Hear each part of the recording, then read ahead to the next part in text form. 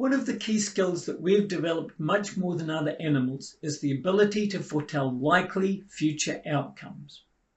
We notice the patterns of what has happened in the past because usually those will be repeated and true again in the future. So I've learned if I go outside in the rain, I get wet and that's uncomfortable.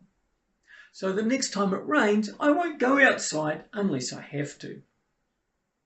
Our whole life is about what will I do now so that things turn out well in the future.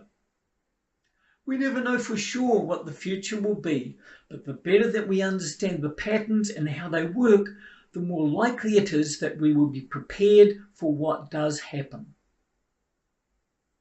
We often tend to only consider the immediate impact of what is happening to us and not think through the longer-term impacts of our actions. We do what we feel like in the moment. That often works well, but more often than not, focusing on our immediate needs creates bigger problems later on. An alcoholic thinks having another drink will help them calm down and cope better. And that might be true right in that moment, but it tends to create bigger problems for later on in their life. We all have a need to feel good about ourselves.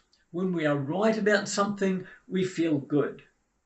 And therefore we tend to try and prove to other people that what we know is right and true. Again, that feels good in the moment, but it tends to mean that somebody else, usually the person that we're talking to, has to be wrong. And nobody likes to be proved wrong, so it tends to increase conflict rather than reduce it. Now there's a saying. It says, do you want to be right or do you want to be happy? Now there are times when we must stand up for ourselves and our beliefs that we are right, particularly if somebody might get hurt without us taking a stand.